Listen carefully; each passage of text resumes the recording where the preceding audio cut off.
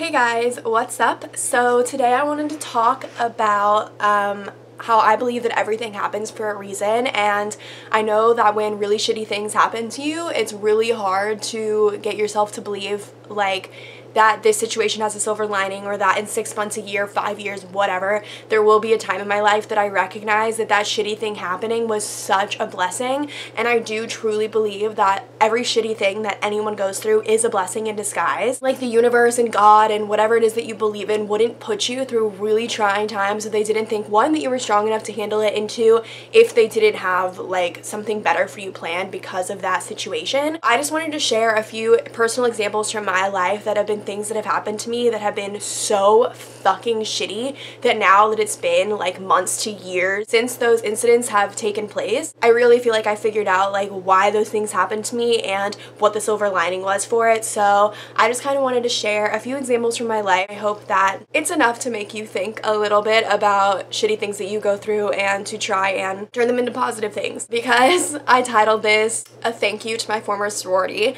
I'm going to start with that, and it's not clickbait. I'm really thanking my former sorority because I wouldn't be who I am now or where I am now right now in life if I hadn't been through the entire shit sorority ordeal. If you don't know what I'm talking about, you are new to this channel, and I will link the video down below. I'm really curious though to see how many ex-sisters are lurking the fuck out of me to see this video and are gonna be like, oh my god, Brighton made a video thanking us, like, is she backtracking on everything she said, like, oh, and then they're all gonna watch it and realize that no, they still suck. If you're an ex-sister, be sure to downvote this video now.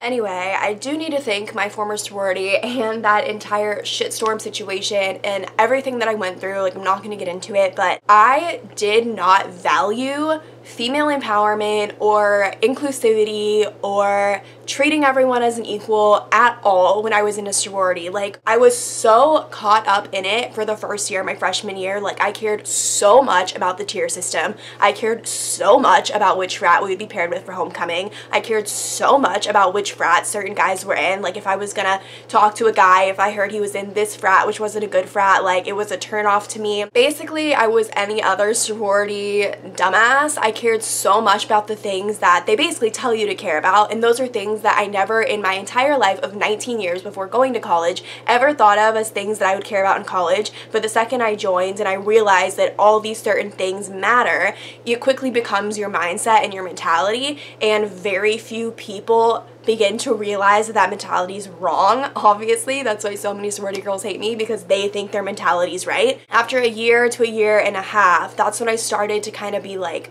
what the fuck is this? There were several situations where I just caught myself being like, they're actually making a speech to all of us about this right now, or they're actually telling us that that's a rule now. Like, there were just so many things that I started to be like, hold up, I want to have some autonomy for a second. I want to have some individual thought, and I individually think that that's bullshit, that's bullshit, that's bullshit, that girl's a bitch, that girl's plotting everyone's demise, that girl talks hella shit. I just kind of started to open my eyes to the reality of what was going on in front of me, and that's when I started to decide, do I want to drop? And then I dropped and all that shit. And then after I dropped and I made the video, and I had so many other girls reach out to me being like, I had a same experience, like, thank you for exposing the reality of Greek life at big schools. Like, so many girls reached out to me saying that they had like literally the exact same experience, and I made that video thinking that like I was an outlier, like this is just a crazy story of how like I was treated poorly and I had a bad experience. But so many girls came forward having the same experience, and I at one point literally considered like starting a club at FSU that would be like a social club that would be for girls that had either like dropped out of sororities or didn't want to rush. Just, I don't know, like a really inclusive social club, like something that any girl could join. Like, there wasn't a recruitment process. You didn't have to dress or act or look a certain way. I just wanted it to be a place where all girls at FSU that wanted to be involved could come, and we would all hang out together, and it would be like a really cool thing. But I didn't go through with it because there's a lot that goes into making a club, and I only have like a year left, blah, blah, blah.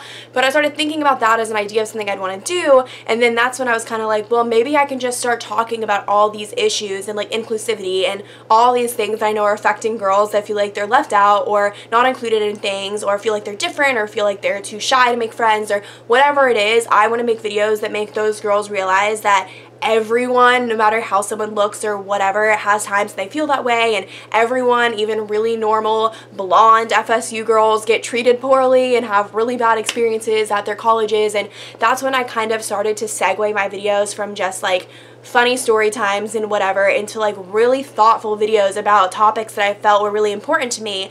And then after I was making those types of videos for like 6 months, that's when I kind of started to really call myself a feminist, whereas like a year ago I did not call myself a feminist. I thought the whole feminism thing was a bunch of stupid political propaganda. I thought it was all bullshit. I just thought it was a way for like whiny girls to go protest and march and like complain about shit. I was someone that was really anti like all that kind of stuff. Like I just thought it was really silly and obnoxious, and now I'm so proud to call myself a feminist. Like I've ordered all these like super obnoxious feminism shirts. Like I got one that says be a slut, do whatever you want, and I got one that says chill with your misogyny. I'm so proud of where I've come and the person I am now and the way I think now, and I'm so proud of myself for being someone that cares about making sure everyone's included. And I'm proud of myself for being able to recognize that something as what sorority you're in, or what tier you're in, or what girl you hang out with, or what guy you fuck doesn't fucking matter. And I know that seems so simple, but there are thousands of people that don't think that way and think those things matter. And I just would absolutely not in any way be a girl empowerment channel, be a feminist, be any of the things that I am now and have created now if I hadn't gone through that process to see such an example of what the opposite of girl empowerment is, and what the opposite of treating people as equals, and what the opposite of inclusivity is, to now be like, well, I know what it looks like to not act that way, and I want to be like a good person who cares about other girls and lifts other girls up. So I do want to thank my former sorority, because if I hadn't gone through all their bullshit, I wouldn't have recognized how fucking disgusting that stuff is, to now be the person I am that promotes like the opposite of what sororities promote.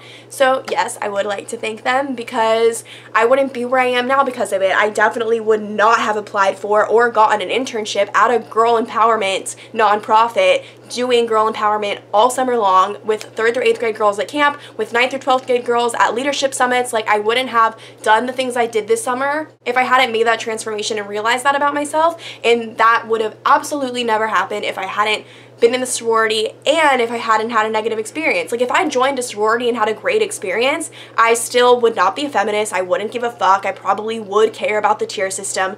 I just would enjoy it the way other girls do. So I am grateful, and at the time it was so shitty and there were so many tears shed, and just in the heat of all of it happening, which is like when I made the video, it was really brutal. And I would tell my friends all the time, I would tell my parents, like, I wish I'd never even rushed. I should have just never joined a sorority. Like, I always thought that wasn't for me, and then senior year of high school I just decided it was, and I just should have never changed my mind. I should have never rushed, like, blah blah blah. All these girls wouldn't hate me if I'd never rushed. Whatever.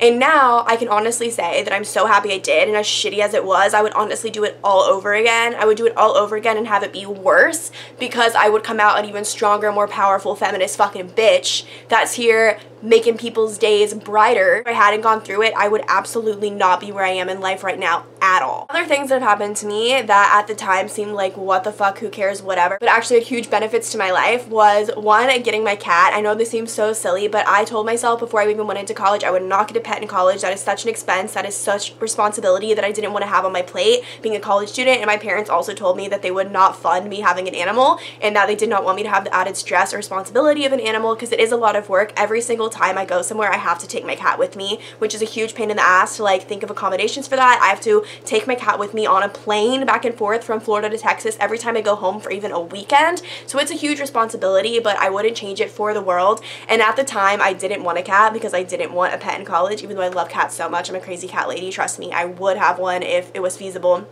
And my sophomore year roommate, Stephanie, had foster kittens, and I told her she could have like 2 and it'd be fine. So she had 2 foster kittens, didn't like them, they were kind of gross cats, like cats I would never be interested in, whatever. And keep in mind that my family fosters kittens, so I fostered like 200 kittens in my entire life, and out of 200 kittens I fostered, I would say there's been like 3 that have been like, oh my god, I need this cat. So I know what it's like to foster. I know that fostering a cat doesn't just mean you automatically want it, like trust me, like I'm not new to this shit. So we're fostering these 2 kittens, and then one day my roommate brings home 2 more kittens, and at first I was like, are you kidding me? Like, we agreed on 2, like, blah blah blah, like kind of aggravated, but I also like cats. And then she just comes over with the tiniest, cutest kitten I've ever seen in my entire fucking life, not exaggerating, and just puts her in front of me, and I died, you guys. Like, instantly, without a doubt, I was like, I'm keeping that cat. Like, holy shit, oh my god. And that was in May of 2016, and keep in mind that April of 2016 was when my anxiety and depression really started to kick in. Like, I would have the worst anxiety attacks where I literally felt like I was gonna die. If you've never experienced this, you're lucky. If you have, you know what I'm talking about. Like, you're freaking out so badly, like you literally feel like your heart's just gonna stop and your body's just gonna die. Like, you're just gonna have a heart attack and die. And I would call my mom, freaking the fuck out, having these horrible panic attacks, and then a month later, I got this cat, and I didn't start medicating myself until 7 months later. I didn't start getting medicated until November, and this shit started in April of 2016, but I got my cat in May. So for 6 whole months before medication, I had this cat. And animals are therapeutic. Like, there's a reason why people with anxiety, depression, autism, whatever, like to have animals around, because it's really beneficial to have. And literally, I'm not exaggerating, I honest to God think that cat saved my life for those 6 months. And at the time, it seemed so stupid, and it was like, I'm just getting this cat, like, random cat. But like, if my roommate hadn't gone against my will and brought home more kittens, I would have never met Shuggy. I would have never had Shuggy. I couldn't imagine my life without Shuggy, and it's just so funny to think that, like, a moment that I was, like, annoyed that my roommate was bringing home more foster cats into our apartment, that cat actually ended up saving my fucking life. These are 2 that I've actually just realized lately. One is my ex-boyfriend cheating on me, because I just made a whole video about it. I was like, I really want to think about what, like, the benefit was that was, because so far all I can think of was I was cheated on, that's shitty, like, fuck me, right? But honestly, if he had never cheated on me, because we were so in love, like, peak of our relationship when the cheating thing happened, like, if he hadn't cheated on me, like, if that whole situation never happened, if he'd been loyal, like, our relationship would have probably kept progressing. Like, we probably would have kept falling, like, more in love with each other. Like, the cheating thing was literally the demise of our relationship. And granted, there were other things too, but I think if the cheating thing hadn't happened, I could have been a better, bigger support for the other things, and we would have worked through them and come out from them stronger, blah, blah, blah, whatever.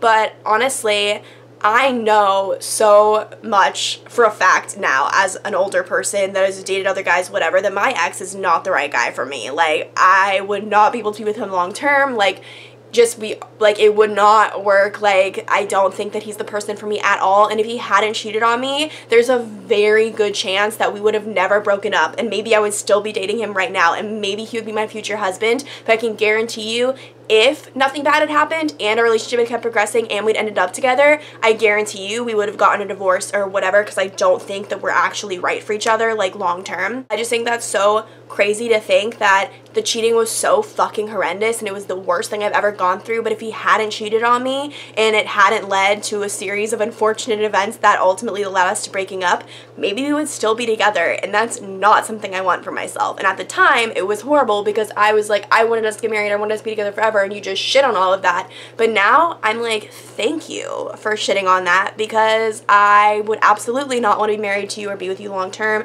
I don't think that we have similar life goals. I don't think that we would work out. He was a very jealous, very possessive person. There was just a lot of reasons in hindsight now that, like, we would not work out together long term. And if he hadn't cheated on me, I think we would still very much so maybe actually be together right now.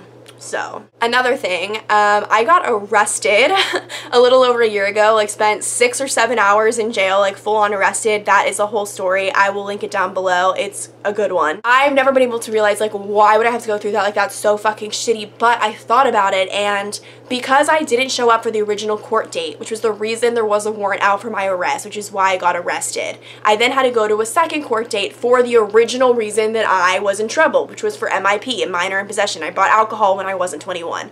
So because I missed my court date, I had to go to the new court date, but because I missed it, I no longer was eligible for the program where you do like 10 hours of community service and then it's wiped off your record. Like, I fucked up my chance by not showing up to my court date, so I would have to plead guilty or no contest, which would mean it would absolutely be on my record forever. And it would be forever on my record for jobs, everything, that I would have to put, yes, I have been convicted for a misdemeanor, yes, this is on my record, and that would be shitty as fuck. Obviously, you don't want anything on your record when you're applying for jobs and whatever. And if I hadn't gotten arrested and I hadn't gone through that horrible fucking day from hell, which was totally unwarranted and it was totally an illegal arrest, and if I wanted to sue, I fucking could have.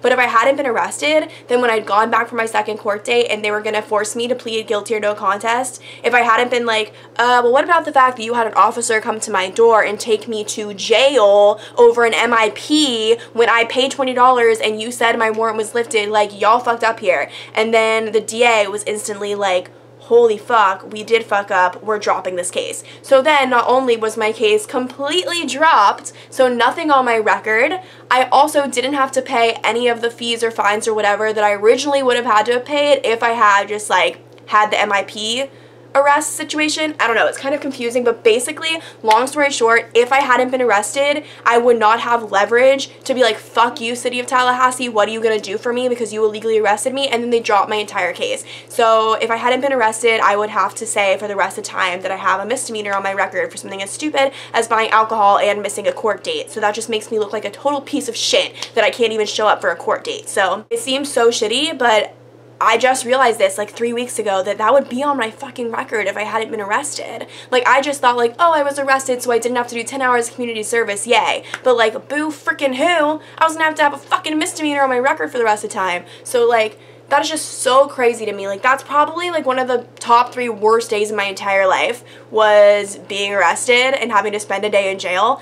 But my slate is clean, my shit is clear, my record is pristine, worth it. The last thing I just wanted to touch on, this is kind of like a future thing. I'm applying to the University of Texas at Austin for a master's in social work, because every single woman that works at the nonprofit that I work at, they all have like masters in social works. Like, it's a very broad master's, like you can go into so many different fields with that. Like, I know a woman who's a life coach because she has her master's in social work, and I would love to do life coaching in the future. So I just think for me and what I want to do, that is a very good master's degree for me. And I've been telling myself for my whole life, literally up until literally 3 months ago, that I was absolutely not going to grad school. I hate school so much. I'm very, very smart. I'm the kind of person that could have a 4.0 if I wanted to, but I hate school. I think it's boring. I half-ass a lot of things. Like, I honestly don't know how my GPA is a 3.3 because I fuck off so fucking much because I hate school. So I was like, I'm never going to go to school. I'm not going to go to grad school. The second that I just have a degree, I'm done with this shit. And then because of this internship, which again, I never would have ever had or even thought of in a million years,